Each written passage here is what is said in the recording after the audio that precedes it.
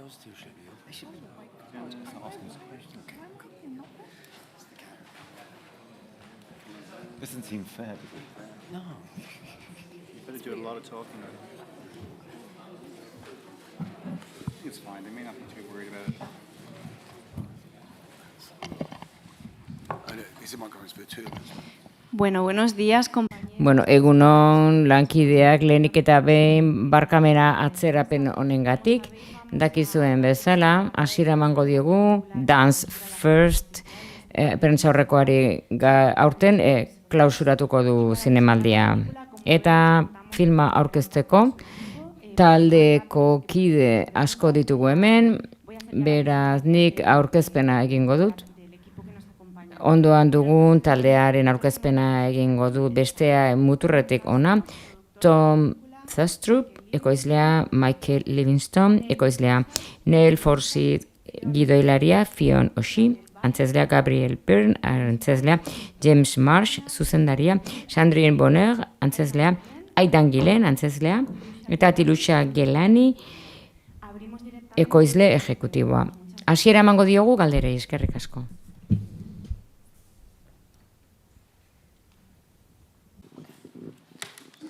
Enhorabuena. Zorionak galdetu nahi nioke zuzendariari, nola iritsi zen proiektua bere eskuetara, eta zergatik egin zuen film bat dokumentalantzeko batean, bere espezialitateko bat. Eta Byrne jaunari gidoiaz gainera zertan oinarritu zera, inspiratzeko zeintzuk izan dira bere inspirazio iturri nagusiak hain pertsonaia konplexua egiteko. Galdera da, baina ez dut ulertu itzulpena zoritxarrez. Ez zegoen martxan. That side, so doing translations through this. Oh, okay. Yeah. Want this one? Which works? Oh, this does work.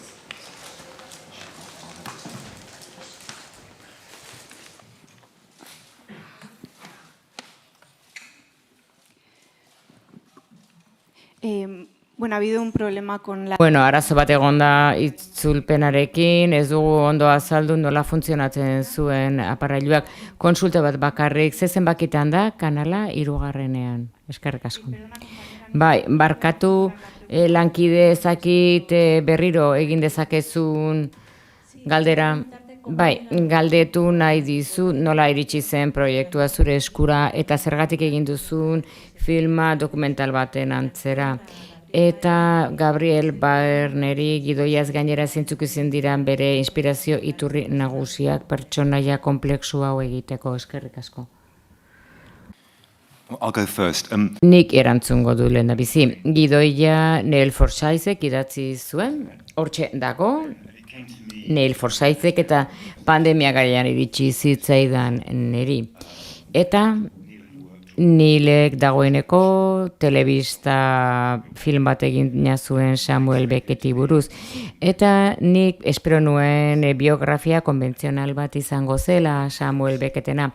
Irakurri nituen lehenengo bi orriak eta konturatu nintzen ez zela batere konbientzianala. Bueno, hasten zen bere Nobel saria jaso zuenean. Ematen zuten oso aurresangarria dela, baina bi horri irakurri ondoren oso izugarri interesatu nintzen gidoien eta oso subversiboa bihurtu zen. Eta zure galderaren beste partea da, bestela oker banagoia zergatik egin dudan dokumental gixara. Bueno, niretzat liberazio handi bada. Hau da beste ikuspegi bat ematen dit Samuel Becketten bizi modua emateko eta espekulazioak egiteko ere. Horretarako parteak hartzen ditut eta nahi izan dut film bat egin benetan bere bizitza erakusten zuena eta zatika esan dudan bezala, baina nahiago izan dut euskarri honetan egin. Beste galdera bat. Bueno, uste dut bigarren galdera ulertu dudala. Beckettek uste dut pertsonaia gisa batzuetan bere burua erretratatzen du figura mitiko gisa, beste batzuetan disoziatu egiten da benetako emoziotik. eta hori da bere lanaren pertzepziotik hartzen duena. Baina bere antzerki lanak ikusiz gero barruan, bere desesperazio horren atzean humanitate handia aurkitzen dugu pertsonan. Nik uste dut Neilen, Michaelen gidoia oso ona izan da, Neilen aurketu mito bat zen gizon baten bizitza eraman duelako, oso modu humanoan, hau da, Becketen ikuspegia mundua hitz egiten zuen bere lanean, eta uste dut modu konbentzionalean egin ordez, oso modu aurresangarrian egin ordez, uste dut horrela askoz ere gehiago asmatu dela. Beraz, ikuspegi horretitik nik uste dut ikuspegi originala izan dela. Bestela hala ere fikziozko film oso zaila izango zen egiteko.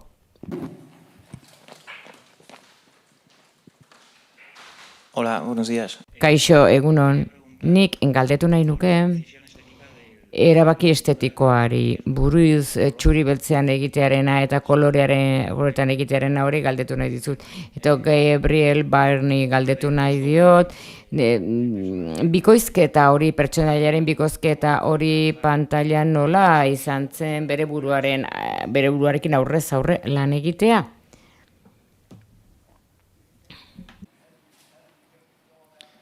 So I think the first question was to me. Lehen galdera uste den niretzat izan dela. Zergatik txuri beltzean, arrazoi begibistakoak daude, lehen da bizi, nik ikusi nituen Beckler argazkiak 30ko hamarkadan eta 40ko hamarkadan Parisen, eta nik Hungariar argazkilari bat ere izan zen argazkikatu zituena, eta gustatu zitzaidan asko nola agerarazten zuen Paris, garai harteko Paris, eta pentsatu nuen filmarentzat ere balioko zuela, hau da, nolabait monokromo, Beckett monokromo bat zela pentsatu nuen, bere zigarroa eskuan duela, egia esan Budapesten filmatu genuen, eta orduan txuri beltzori nolabait aldi horretako garaia gogorak hartzeko egin genuen, beraz uste dut aukera egokiena izan zela. Eta beraz nolabait gero etortzen da garaikidea eta horregatik kolorera aldatzen dut. Espero dut publikoari gustatuko zitzaiela, baina iruditu zitzaidan aukera errazagoa zela zinemakile bisa, txuri beltzean erakustea garaiura. Galderaren bigarren partea zegoen Barney jaunarentzat, hau da, pertsonaia bikoitza egitea, nola kudeatu zuen pertsonaia bikoitz hori.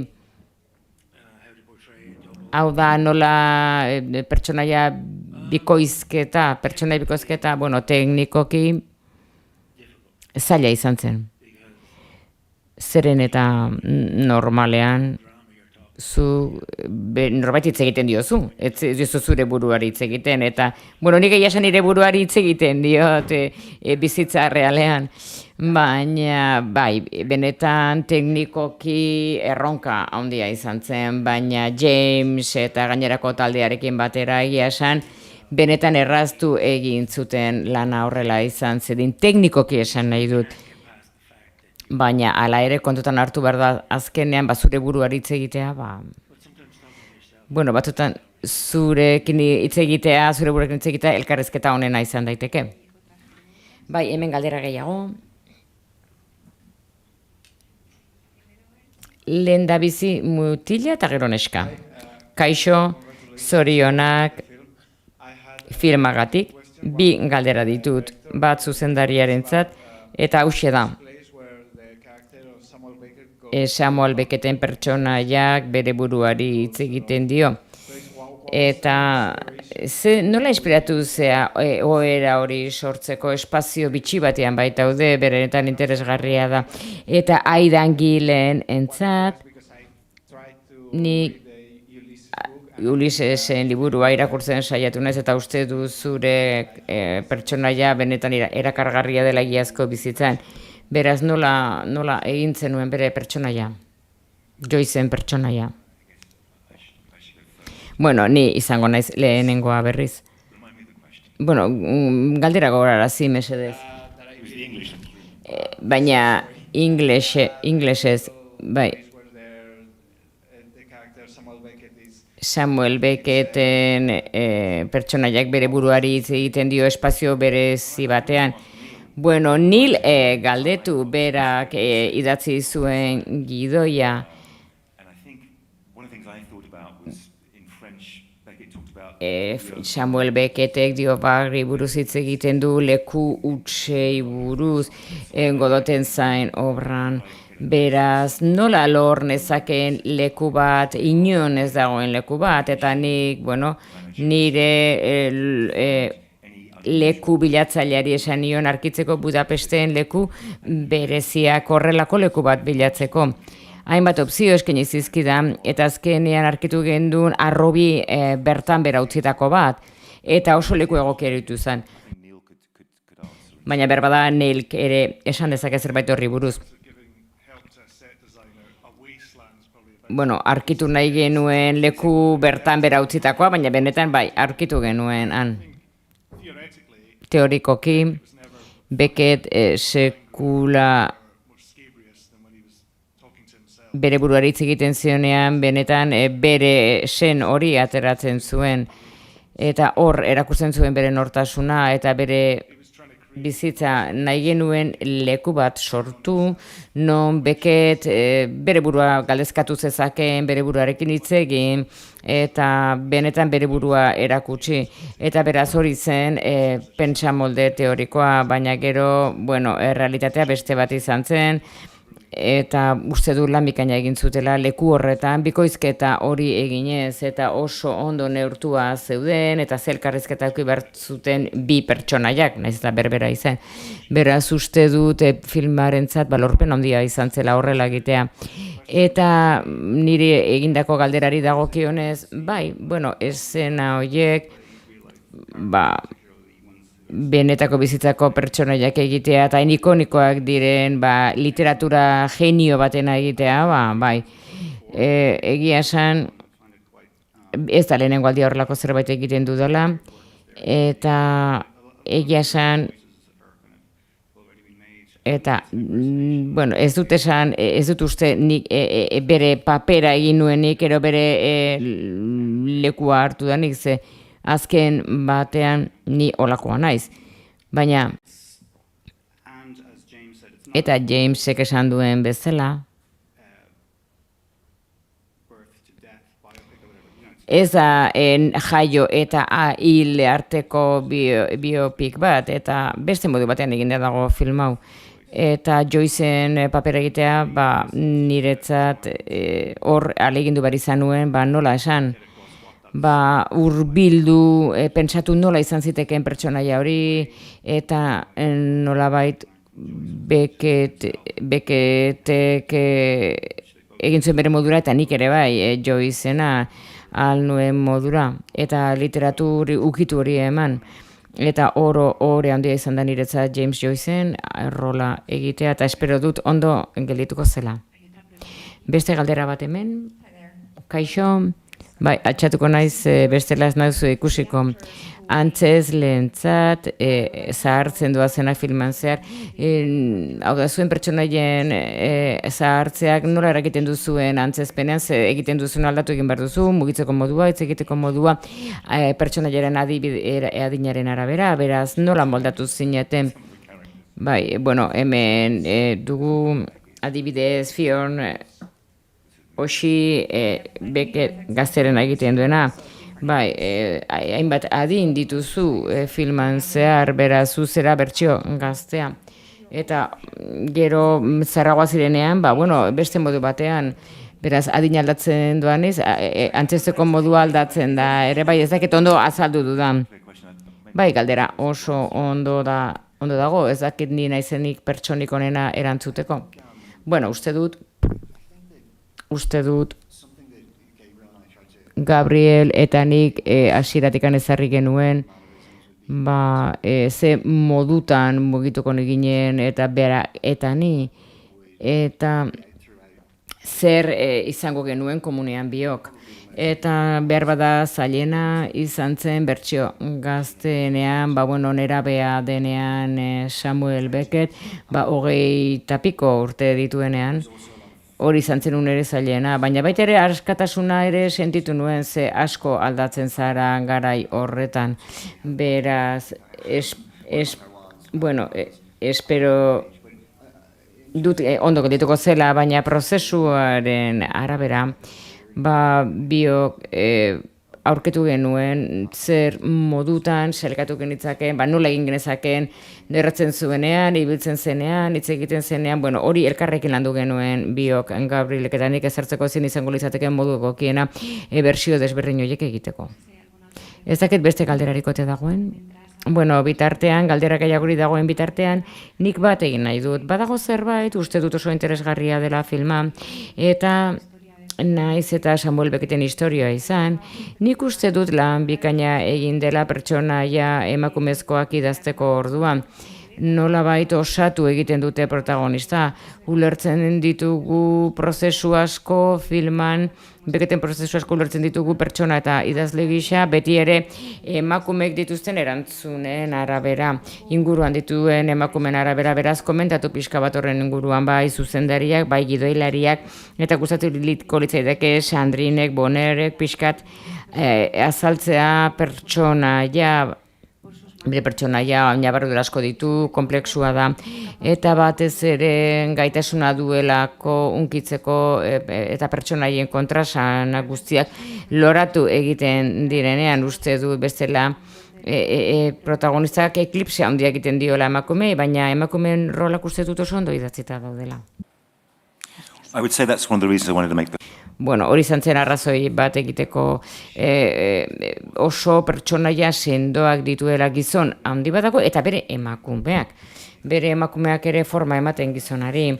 Eta uste dut Sandrinen pertsonaiak benetan funtsezkoa izan zela Becketen bizitzan, hau da, bere karrera lantzeko orduan, bere bizitza lantzeko orduan, eta beraz, emakumezko pertsonaia sendoa zen, eta amarena ere bai. Eta Neil noski zen hoiek biak elkartu zituenak, beraz, behar bada Neilek esan dezake zerbait eta Sandrinek ere bai. Nolabait esateko ikuspegi argi bat zuten Becketen bizitzaz, eta egia esan oso pertsonaia zehatzak dira, eta baita ere ikusten da ze harreman izan zituen pertsonai desberdinekin bere bizitza osoan zehar. Eta Barbara Susan ere bai, hau da biografoak esaten zuenez, Becketen bizitzan Susan hil ondoren, Beckett erizaindegian zeonean, ze erru sentitzen zuen horren inguruan. Eta ikusten duzunean ze harreman izan zuen emakumeekin eta baita ere bere lanarekin, uste dut bereziki ateratzen du ondorio bat bizitza zer den. Eta funtsezkoa izan zen. Filmaren egituraren parte garrantzitsua dira emakumeak eta Sandrineko sondo egiten du bere rola.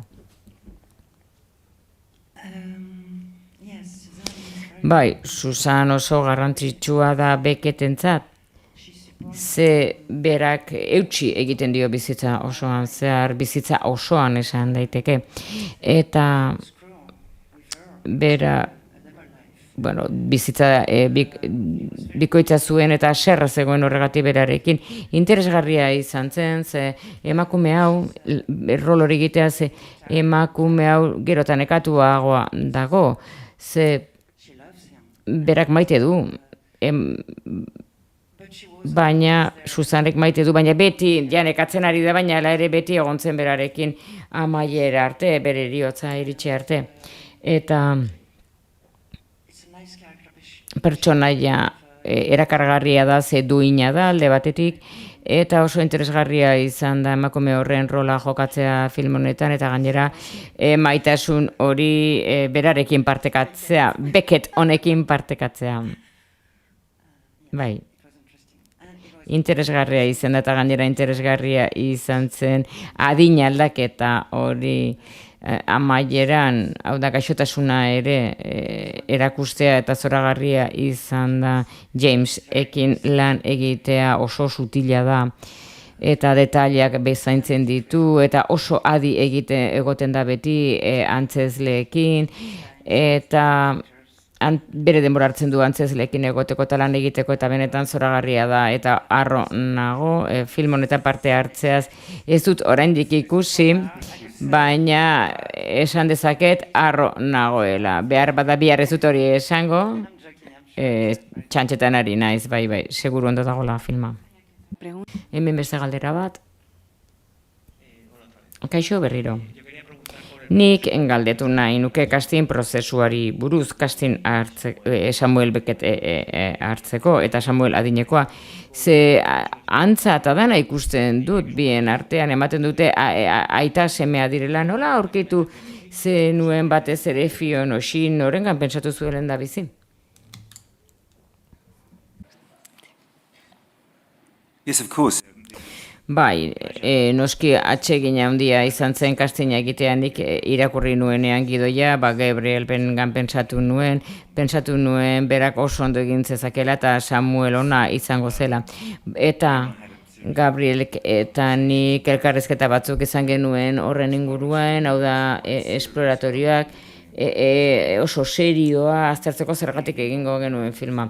Eta bertsio gaztea bilatu behar genuen, eta Fionek eta nik Normal People izeneko telesaile bat ikusia genuen, eta berak pertsonai bat zuen benetan gogoangarria telesaile horretan, eta pentsatu nuen, primeran bera izan diteke, baina gainera Samuel Becketen itxura berbera zuen, eta benetan lagundu egin zidan, eta oso antzekoak bai ziren.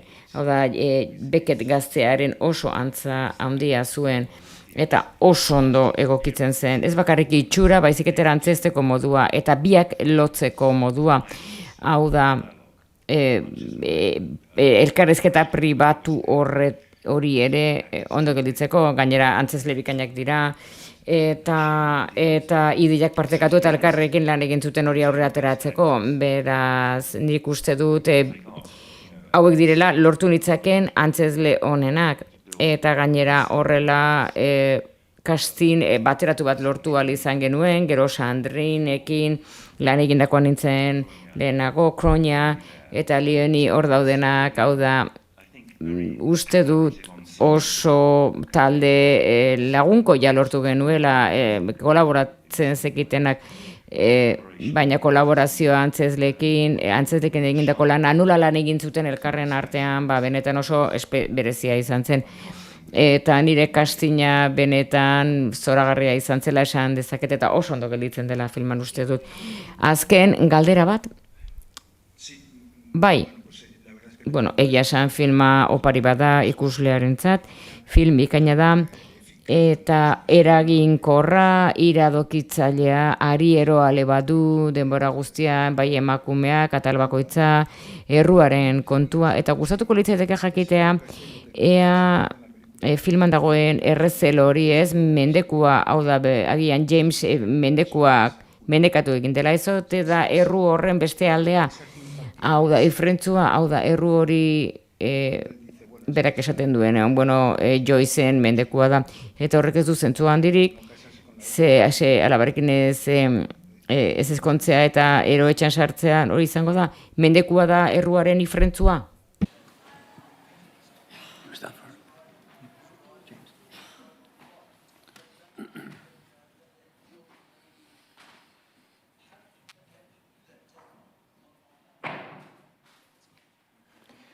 I would say the word shame. Nik lotxa, shame esango nuke dela hitza ingelese, zehatzagoa da, ez errua baizik eta lotxa sentitzen du, eta oso emozio sendoa da, eta horrek Beckett jazarri egiten dut, eta filmak egiten du bere bizitza errebisatu, kontuan hartu zenbat utxe egin zituen Samuelek, eta gero ze harreman izan zuen pertsonekin, eta zenbat gauza egin zituen gaizki. errua eta lotsa ez datoz beti norabide berean, nik uste dut desberdinak direla bi sentimenduak eta historia kontatzeko modua ere. Berez Luciaren kasuan, Beckett sentitzen du lotsa sentitzen du Luciaren kasuan, berak impactu negatiboa izan zuelako neska horrengan, baina uste dut lotsa eta errua dira ez daude beti hor, hau da, behar bada denok ez dugu berdin sentitzen sentimendu hori, hau da oso subjektibo, sentimendu subjektiboak dira, eta agian paralizatu egiten zaituztenak. Eta guk ere elikatu egiten ditugu, eta Becketten lanean ikuste dut ikusten dela, nolait elikatu egiten dira sentimendu horiek, bueno, galdera bernetan komplikatua zen erantzuteko, bai, behar bada gehiagizko errua sentitzen du Luciarekiko harremanean, baina beti tragedia hori eta erruari, beti horren bila zebilen Samuel Beckett, eta behar bada, bai, filmaren parte handia da hori ere bai.